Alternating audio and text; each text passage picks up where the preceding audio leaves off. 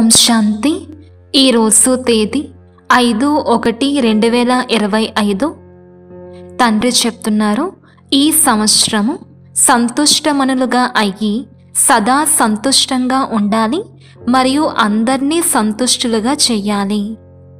ఈరోజు మనోభిరాముడైన బాబ్దాదా తమ నలువైపులా ఉన్న అనగా ఎదురుగా ఉన్నవారిని మరియు దూరంగా ఉంటూ కూడా సమీపంగా ఉన్న ప్రతి ఒక్క రాజకుమారులను, అతి ప్రియమైన పిల్లలను చూసి సంతోషిస్తున్నారు. పిల్లలు ప్రతి ఒక్కరూ రాజానే, కనుకనే రాజకుమారులు. ఈ పరమాత్మ ప్రేమ, ఈ అనురాగము విశ్వంలో చాలా కొద్దిమంది ఆత్మలకే ప్రాప్తిస్తాయి. కానీ మీరందరూ పరమాత్మ ప్రేమకు, పరమాత్మ మురిపానికి అధికారులు. రండి రండి అని ప్రపంచంలోని వారు భగవంతుణ్ణి పిలుస్తూ ఉన్నారు. కానీ మీరందరూ పరమాత్మ ప్రేమను అనుభవం చేసుకుంటున్నారు, పరమాత్మ పాలనలో పాలింపబడుతున్నారు. ఇటువంటి మీ భాగ్యాన్ని అనుభవం చేసుకుంటున్నారా? బాబ్దాదా పిల్లలందరినీ డబల్ రాజ్య అధికారులుగా చూస్తున్నారు. ఇప్పుడు కూడా స్వరాజ్య అధికారము కల రాజులు మరియు భవిష్యత్తులో కూడా రాజ్యం మీ జన్మసిద్ధ అధికారంగా ఉంటుంది. కనుక డబల్ రాజులు కదా. అందరూ రాజులే కదా, ప్రజలుగా అయితే లేరు కదా. రాజయోగులేనా లేక కొద్దిమంది ప్రజాయోగులు కూడా ఉన్నారా? ప్రజాయోగులుగా ఎవరైనా ఉన్నారా? వెనక ఉన్నవారు రాజయోగుల? ప్రజాయోగులుగా అయితే ఎవ్వరూ లేరు కదా. పక్కాన ఆలోచించుకొని అవును అని చెప్పాలి. రాజ్య అధికారి అనగా సర్వ సూక్ష్మ మరియు స్థూల కర్మేంద్రియాలకు అధికారులు. ఎందుకంటే స్వరాజ్యము కదా. మరి అప్పుడప్పుడు రాజులుగా అవుతారా లేక సదా రాజులుగా ఉంటారా? ముఖ్యమైన మీ మనస్సు, బుద్ధి, సంస్కారాలకు కూడా అధికారులుగా ఉంటారా లేక అప్పుడప్పుడు అధికారులా? స్వరాజ్యము అనగా స్వరాజ్యము సదా ఉంటుందా లేక ఒకరోజు ఉండి మరొక రోజు ఉండదా? రాజ్యము అంటే సదా ఉంటుంది కదా. కనుక సదా స్వరాజ్య అధికారులు అనగా సదా మనస్సు, బుద్ధి, సంస్కారాలపై అధికారులు. సదా ఉంటున్నారా? సదా ఉంటుందా అంటే ఉంటుంది అంటం లేదు. ఎప్పుడైనా మనసు మిమ్మల్ని నడిపిస్తుందా లేక మీరు మనసును నడిపిస్తారా? ఎప్పుడైనా మనస్సు యజమానిగా అవుతుందా? అవుతుంది కదా. మరి సదా స్వరాజ్య అధికారుల నుండి విశ్వరాజ్య అధికారులుగా అవ్వండి. ఎల్లప్పుడూ పరిశీలించుకోండి. ఇప్పుడు ఎంత సమయం మరియు ఎంత శక్తితో మీ కర్మేంద్రియాలపై, మనసు, బుద్ధి, సంస్కారాలపై ఎంత అధికారులుగా అవుతారో అంతగానే భవిష్యత్తులో రాజ్య అధికారం లభిస్తుంది. ఒకవేళ ఇప్పుడు పరమాత్మ పాలన, పరమాత్మ చదువు, పరమాత్మ శ్రీమతం ఆధారంపై ఈ ఒక్క సంగమయుగ జన్మలో సదా అధికారులుగా అవ్వనట్లయితే 21 జన్మలో ఎలా రాజ్య అధికారులుగా అవుతారు? ఎక్కైతే ఉంది కదా. ఈ సమయంలోని స్వరాజ్యము స్వయంపై రాజుగా అవ్వటం ద్వారానే 21 జన్మలకు గ్యారెంటీ ఉంటుంది. నేను ఎవరిని మరియు ఎలా అవుతాను అన్న ఈ వర్తమానపు అధికారము ద్వారా భవిష్యత్తును స్వయమే తెలుసుకోగలరు. ఆలోచించండి. విశేష ఆత్మలైన మీ అనాది ఆది పర్సనాలిటీ మరియు రాయల్టీ ఎంతటి ఉన్నతమైనది. అనాది రూపంలో కూడా చూడండి. ఆత్మలైన మీరు పరంధామంలో ఉన్నప్పుడు ఎంతటి మెరుస్తున్న ఆత్మలుగా కనిపించేవారు. ఈ మెరుస్తున్న రాయల్టీ పర్సనాలిటీ అనగా హుందాతనము, వ్యక్తిత్వము ఎంత గొప్పగా ఉండేవి కనిపిస్తుందా? మరియు బాబాతో పాటుగా ఆత్మ రూపంలో కూడా ఉంటారు, సమీపంగా ఉంటారు. ఆకాశంలో నక్షత్రాలు కూడా కొన్ని చాలా ఎక్కువగా మెరుస్తూ ఉంటాయి కదా. ఆత్మలైన మీరు కూడా అలా విశేషంగా బాబాతో పాటు ఉండేవారు. మరియు విశేషంగా మెరుస్తున్న నక్షత్రాలుగా ఉంటారు.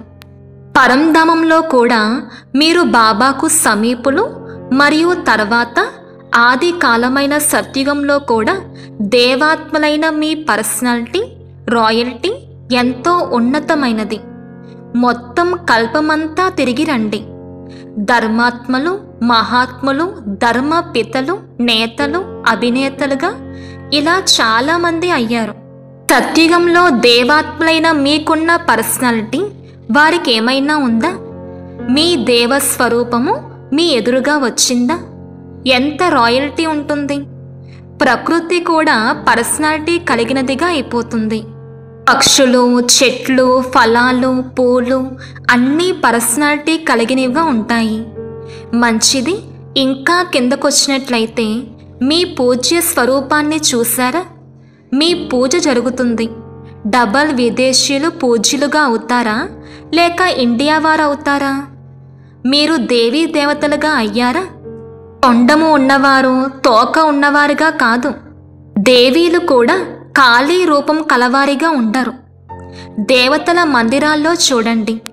ఈ పూజ్య స్వరూపానికి ఎంత రాయల్టీ ఉంటుంది, ఎంత పర్సనాలిటీ ఉంటుంది.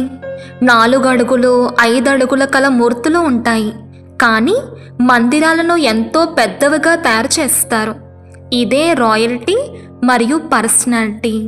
ఈ రోజుల్లో ఎంత ప్రధానమంత్రి అయినా లేక రాజు అయినా కానీ పాపం వారి విగ్రహాన్ని తయారు చేసి ఎండలో పెడతారు. ఆ విగ్రహాలకు ఏమేమో అవుతూ ఉంటుంది. కానీ మీ పూజ్య స్వరూపం యొక్క పర్సనాలిటీ ఎంత ఉన్నతమైనది. బ్రాహ్మణ జీవితంలోని పర్సనాలిటీ ఎంత గొప్పది. డైరెక్ట్గా భగవంతుడే మీ బ్రాహ్మణ జీవితంలో పర్సనాలిటీ మరియు రాయల్టీని నింపుతారు. బ్రాహ్మణ జీవితపు చిత్రకారుడు ఎవరు? స్వయం బాబా. బ్రాహ్మణ జీవితంలోని పర్సనాలిటీ మరియు రాయల్టీ ఎటువంటిది? పవిత్రతకు చెందినది. పవిత్రతయే రాయల్టీ. అవును కదా? ఇక్కడ కూర్చున్న బ్రాహ్మణాత్మలందరిలో పవిత్రతకు చెందిన రాయల్టీ ఉంది కదా? ఉంది అని చేతులు ఊపండి. వెనక ఉన్నవారు చేతులు ఎత్తుతున్నారు. మీరు వెనకగా లేరు, ఎదురుగా ఉన్నారు. చూడండి, వెనక ఉన్నవారిపై స్వతహాగా దృష్టి పోతుంది. ముందు కూర్చున్న వారిని ప్రత్యక్షంగా చూడవలసి వస్తుంది. కనుక పరిశీలించుకోండి. ప్యూరిటీ యొక్క పర్సనాలిటీ సదా ఉంటుందా? మనస, వాచ, కర్మన, వృత్తి, దృష్టి, కృతి అన్నిటిలో ప్యూరిటీ ఉందా? మనస ప్యూరిటీ అనగా సదా మరియు సర్వుల పట్ల శుభ భావన, శుభ కామనలు కలిగి ఉండటం. సర్వుల పట్ల ఉండాలి.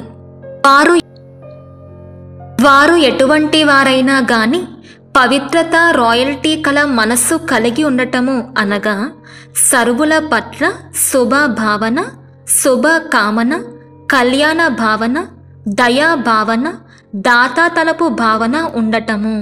దృష్టితో సదా ప్రతి ఒక్కరిలో ఆత్మిక స్వరూపాన్ని చూడాలి, లేక ఫరిస్తా స్వరూపం కనిపించాలి.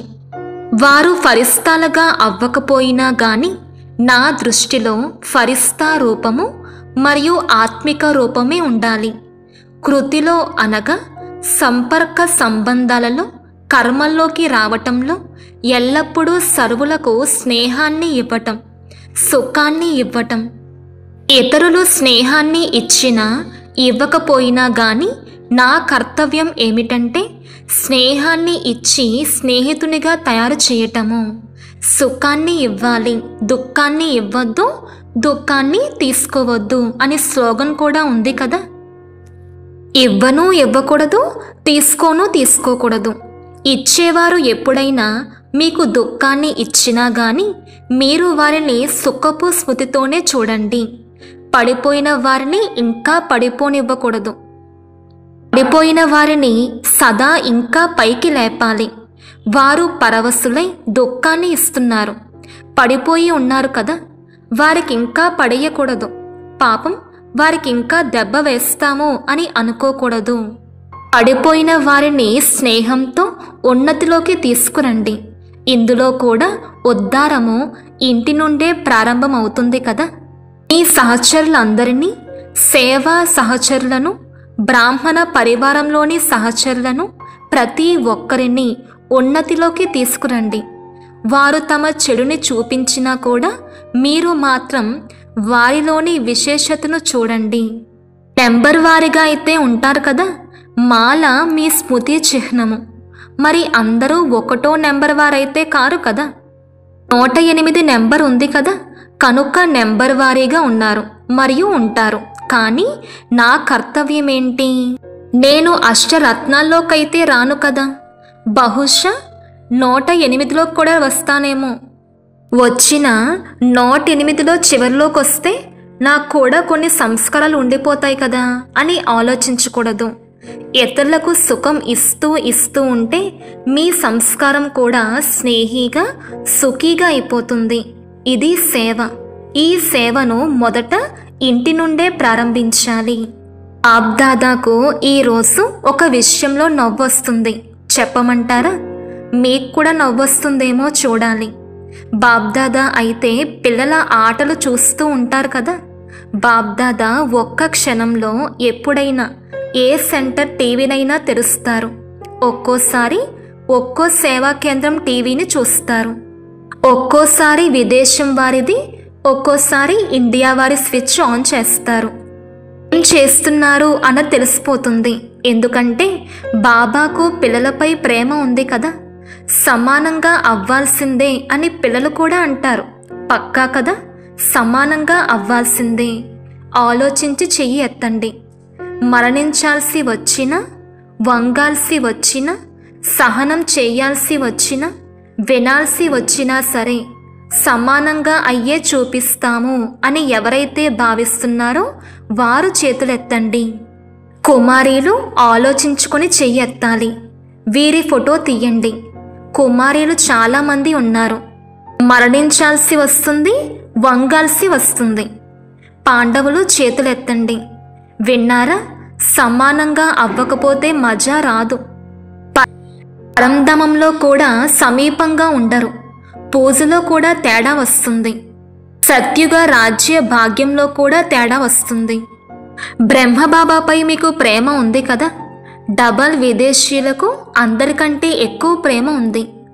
ఎవరికైతే బ్రహ్మబాబాపై చాలా గాఢమైన, మనస్పూర్వకమైన ప్రేమ ఉందో వారు చేతులెత్తండి. మంచిది. పక్కా ప్రేమ ఉంది కదా. ఇప్పుడు ప్రశ్న అడుగుతున్నాము. ఎవరిపైనైతే ప్రేమ ఉంటుందో ఆ ప్రేమకు గుర్తు ఏదైతే వారికి ఇష్టమైనదో అదే ప్రేమించే వారికి కూడా ఇష్టమైనదని అనిపిస్తుంది. ఇరువురి సంస్కారాలు, సంకల్పాలు, స్వభావము అన్నీ కలిసినప్పుడే ప్రియమైన వారు అని అనిపిస్తుంది. మరి బ్రహ్మబాబాపై ప్రేమ ఉన్నట్లయితే 21 జన్మలు మొదటి జన్మ నుండి 2వ 3వ జన్మ నుండి వస్తే మంచిగా ఉండదు. కానీ మొదటి జన్మ నుండి చివరి జన్మ వరకు తోడుగా ఉంటారు. రకరకాల రూపాల్లో తోడుగా ఉంటారు. తోడుగా ఎవరు ఉండగలరు? ఎవరైతే సమానులుగా ఉంటారో వారే తోడుగా ఉండగలరు. వారు నెంబర్ 1 ఆత్మలు. మరి తోడుగా ఎలా ఉంటారు? నెంబర్ 1గా అయినప్పుడే తోడుగా ఉంటారు. అన్నిట్లో నెంబర్ 1. మనస్సులో, వాణిలో, కర్మణలో, వృత్తిలో, దృష్టిలో, కృతిలో, అన్నిట్లో మరి నెంబర్ 1గా ఉన్నారా లేక నెంబర్ వారీగా ఉన్నారా? ఎలా మీకు ప్రేమ ఉంటే ఆ ప్రేమ కొరకు ఏది బలిహారం చెయ్యాలన్నా కష్టం అనిపించదు. చివరి జన్మ కలియుగ అంతిమంలో కూడా దేహ అభిమానంపై ప్రేమ కలవారు ప్రాణాలను కూడా బలిహారం చేసేస్తారు. మరి ఒకవేళ మీరు బ్రహ్మబాబాపై ఉన్న ప్రేమతో మీ సంస్కారాలను పరివర్తన చేసుకోవటం ఏమన్నా గొప్ప విషయమా? కాదు. మరి ఈ రోజు నుండి అందరి సంస్కారాలు మారిపోవాలి. పక్కా రిపోర్ట్ వస్తుంది. మీ తోటి ఉన్నవారు వ్రాస్తారు. పక్కా. ఆదీలు వింటున్నారు కదా. సంస్కారాలు మారిపోయాయి అని అంటారు. లేక సమయం పడుతుందా ఏంటి? మోహిని దీదీని అడిగారు. మోహిని చెప్పు, మారిపోతాయి కదా. వీరందరూ మారిపోతారు కదా. అమెరికా వారైనా మారిపోతారు. నవ్వొచ్చే విషయం చెప్పటం మిగిలిపోయింది. నవ్వొచ్చే విషయం ఏమిటంటే చాలా పురుషార్థం చేస్తున్నాము అని అందరూ అంటారు. బాబ్దాదాకు వారిని చూస్తే దయ కలుగుతుంది కూడా. పురుషార్థమును చాలా చేస్తారు, అప్పుడప్పుడు చాలా శ్రమ చేస్తారు. ఏం చెయ్యాలి, నా సంస్కారమే అంతా అని అంటారు. సంస్కారము అన్న పేరు చెప్తూ తమను తాము తేలిక చేసేసుకుంటారు. కానీ బాబా ఈరోజు ఏం చూశారంటే, నా సంస్కారము అని మీరు ఏదైతే అంటారో నిజానికి అది మీ సంస్కారమా? మీరు ఆత్మలు కదా, శరీరమైతే కారు కదా. మరి ఆత్మ సంస్కారం ఏంటి? మీ అసలైన సంస్కారం ఏది? నా సంస్కారము అని ఈరోజు మీరు ఏదైతే అంటున్నారో అది మీదా లేక రావణ్ణిదా? ఎవరిది? మీదా కాదా? అయితే మరి నాదని ఎందుకంటున్నారు? నా సంస్కారము అని ఇలా అంటారు కదా, మరి ఈ రోజు నుండి నా సంస్కారము అని అనవద్దు. అప్పుడప్పుడు గాలికి అక్కడే ఎక్కడి చెత్త అంతా ఎగిరి వస్తుంది కదా, అలాగే ఈ రావణుని వస్తువులు కూడా మీ దగ్గరకు వచ్చాయి. మరి వాటిని నాది అని ఎలా అంటున్నారు? మీవా? కాదు కదా. కనుక ఎప్పుడూ ఇలా అనకండి. నాది అన్న మాట మాట్లాడాల్సి వచ్చినప్పుడు నేను ఎవరిని మరియు నా సంస్కారం ఏమిటి అన్నదాన్ని గుర్తు తెచ్చుకోండి. దేహ అభిమానంలో నా సంస్కారం వస్తుంది, ఆత్మ అభిమానంలో ఈ సంస్కారం ఉండదు. కనుక ఇప్పుడు ఈ భాషను కూడా మార్చుకోవాలి. నా సంస్కారము అని అంటూ నిర్లక్ష్యులైపోతారు. నా భావము కాదు, సంస్కారము అని అంటారు. మంచిది. మరొక మాట ఏమంటారు? నా స్వభావము. ఇప్పుడు స్వభావము అన్న మాట ఎంత బాగుంది. స్వ అయితే ఎప్పుడూ మంచిగా ఉంటుంది. నా స్వభావము, స్వయం యొక్క భావం మంచిగా ఉంటుంది, చెడుగా ఉండదు. నా స్వభావము, నా సంస్కారము అని ఏదైతే భాష వాడుతున్నారో ఇప్పుడు దాన్ని మార్చుకోండి. ఎప్పుడైతే నాది అన్న మాట వస్తుందో అప్పుడు నా యొక్క అసలైన సంస్కారం ఏంటి అన్నదాన్ని గుర్తు తెచ్చుకోండి. దీన్ని ఎవరంటారు? ఇది నా సంస్కారము అని ఆత్మ మాట్లాడుతుందా? దీన్ని ఆలోచించినప్పుడు మీకే నవ్వొస్తుంది కదా. నవ్వు వస్తే ఎవరైతే గొడవ చేస్తూ ఉంటారో అది సమాప్తం అయిపోతుంది. దీన్నే భాషను మార్చుకోవటం అని అంటారు. అనగా ప్రతి ఆత్మ పట్ల స్వమానము మరియు సన్మాన భావంతో ఉండటం. స్వయం కూడా సదా స్వమానంలో ఉండండి. ఇతరులకు కూడా స్వమానంతో చూడండి. స్వమానంతో చూసినప్పుడు మీకు ఇష్టం లేని విషయాలు జరిగితే, ఏదైనా గొడవ జరిగితే ఇష్టం అనిపిస్తుందా? ఇష్టం అనిపించదు కదా. వీరు విశేష ఆత్మ, వీరు బాబా పాలనను పొందిన బ్రాహ్మణ ఆత్మ. వీరు కోట్లలో కొద్దిమంది, ఆ కొద్ది మందిలో కూడా కొద్దిమందిగా ఉన్న ఆత్మ అన్న భావనతో ఒకరినొకరు స్వమానపు దృష్టితోనే చూడండి. కేవలం ఒక పని చెయ్యండి. మీ నయనాల్లో బిందువును ఇముడ్చుకోండి, చాలు, అంతే. ఒకటేమో బిందువును చూస్తారు, రెండవది బిందువును కూడా ఇముడ్చుకున్నట్లయితే ఇక ఏమీ జరగదు. శ్రమ చెయ్యాల్సిన అవసరం ఉండదు. ఆత్మను చూస్తూ ఉంది. ఆత్మతో మాట్లాడుతూ ఉంది. ఆత్మిక వృత్తి, ఆత్మిక దృష్టిని తయారు చేసుకోండి. ఏం చెయ్యాలో అర్థమైందా? ఇప్పుడు ఇక నా సంస్కారము అని ఎప్పుడూ అనకండి. స్వభావము అని అన్నట్లయితే స్వయం యొక్క భావంతో ఉండాలి. సరేనా? బాబ్దాదా ఇదే కోరుకుంటారు. ఈ పూర్తి సంవత్సరమంతా సీజన్ 6 నెలలు జరిగినా కానీ పూర్తి సంవత్సరం అందరినీ, వారిని ఎప్పుడు కలుసుకున్నా, ఎవరితో కలిసినా, పరస్పరంలో కానీ లేక ఇతర ఆత్మలతో కలిసినా కానీ, ఎప్పుడు కలిసినా, ఎవరిని కలిసినా వారికి సంతుష్టత సహయోగాన్ని ఇవ్వండి. స్వయం కూడా సంతుష్టంగా ఉండండి మరియు ఇతరులను కూడా సంతుష్టపరచండి. ఈ సీజన్ యొక్క స్వమానము సంతుష్టమని. సదా సంతుష్టమన. సోదరులు కూడా మనీయే, సంతుష్టమన్ అని ఉండదు, సంతుష్టమని అనే అంటుంది. ప్రతి ఒక్క ఆత్మ ప్రతి సమయము సంతుష్టమనిగా ఉండాలి. స్వయం సంతుష్టంగా ఉంటే ఇతరులను కూడా సంతుష్టపరుస్తారు. సంతుష్టంగా ఉండాలి మరియు సంతుష్టంగా చెయ్యాలి. సరేనా? ఇష్టమేనా? అందరూ చేతులెత్తారు. చాలా మంచిది. అభినందనలు, అభినందనలు. మంచిది. ఏమి జరిగినా కానీ మీ స్వమానము అనే సీటుపై ఏకాగ్రులై ఉండండి. ఒక్కోసారి ఒక్కో సీటుపైకి, ఒక్కోసారి ఒక్కో సీటుపైకి ఇలా దారి తప్పి తిరగొద్దు. మీ స్వమానపు సీటుపై ఏకాగ్రులై ఉండండి. ఏకాగ్రము అనే సీటుపై సెట్ అయి ఉంటే ఒకవేళ ఏదైనా విషయం వచ్చినా దాన్ని ఒక కార్టూన్ షోలా చూడండి. కార్టూన్ చూడటం ఇష్టం అనిపిస్తుంది కదా? ఇది సమస్య కాదు. కార్టూన్ షో నడుస్తూ ఉంది. సింహం వస్తుంది, మేక వస్తుంది, అసహ్యమైన బల్లి వస్తుంది. Cartoon show. ఈ సీట్ నుండి అప్సెట్ అవ్వకండి, అనగా మానసిక అలసడిలోకి రాకండి. మజా వస్తుంది. మంచిది.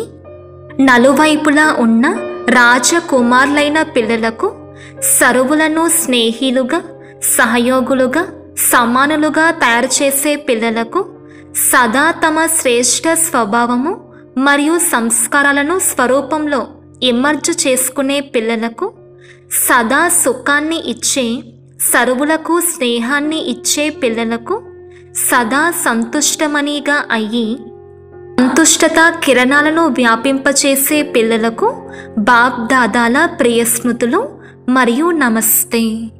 ఈరోజు వరదానము శుభ చింతన మరియు శుభచింతక స్థితి యొక్క అనుభవం ద్వారా బ్రహ్మబాబా సమానంగా మాస్టర్ దాతా భవ. వివరణ: బ్రహ్మబాబా సమానంగా మాస్టర్ దాతగా అయ్యేందుకు ఈర్ష్య, ద్వేషము మరియు విమర్శించటము ఈ 3 విషయాల నుండి ముక్తులుగా ఉండి సరువుల పట్ల శుభచింతకులుగా అవ్వండి మరియు శుభచింతక స్థితిని అనుభవం చేయండి. ఎందుకంటే ఎవరిలో అయితే ఈర్ష్య అనే అగ్ని ఉంటుందో వారు స్వయం మండిపోతూ ఉంటారు, ఇతరులకు వ్యాకులపరుస్తారు. ద్వేషం కలిగిన వారు స్వయం పడిపోతారు, ఇతరులను కూడా పడేస్తారు. మరియు హాస్యానికైనా విమర్శించేవారు ఆత్మను ధైర్యహీనంగా చేసి దుఃఖితులుగా చేస్తారు. కావున ఈ 3 విషయాల నుండి ముక్తులుగా ఉంటూ శుభచింతక స్థితి యొక్క అనుభవం ద్వారా దాత పిల్లలుగా మాస్టర్ దాతలుగా అవ్వండి. ఈరోజు స్లోగన్: మనస్సు, బుద్ధి మరియు సంస్కారాలపై సంపూర్ణ రాజ్యం చేసే స్వరాజ్య అధికారులుగా అవ్వండి. మీ శక్తిశాలి మనస్సు ద్వారా శక్తిని ఇచ్చే సేవ చేయండి. ఈరోజు అభ్యాసము: బ్రాహ్మణ పిల్లలైన మీరు కాండము వంటివారు. కాండము ద్వారానే మొత్తం వృక్షమునకు సకాష్ చేరుకుంటుంది. కనుక ఇప్పుడు విశ్వమునకు సకాష్ను ఇచ్చేవారిగా అవ్వండి. ఒకవేళ 20 సెంటర్లు, 30 సెంటర్లు, లేక 250 సెంటర్లు, లేక జోన్ ఇవి బుద్ధిలో ఉన్నట్లయితే అనంతంలో సకాష్ను ఇవ్వలేరు. కనుక హద్దుల నుండి వెలువడి ఇప్పుడు అనంతమైన సేవా పాత్రను ప్రారంభించండి. అనంతంలో వెళ్ళటం ద్వారా హద్దు విషయాలు వాటికవే తొలగిపోతాయి. అనంతమైన సకాష్ ద్వారా పరివర్తన అవ్వటం, ఇది ఫాస్ట్ సేవకు రిజల్ట్. ఓం శాంతి.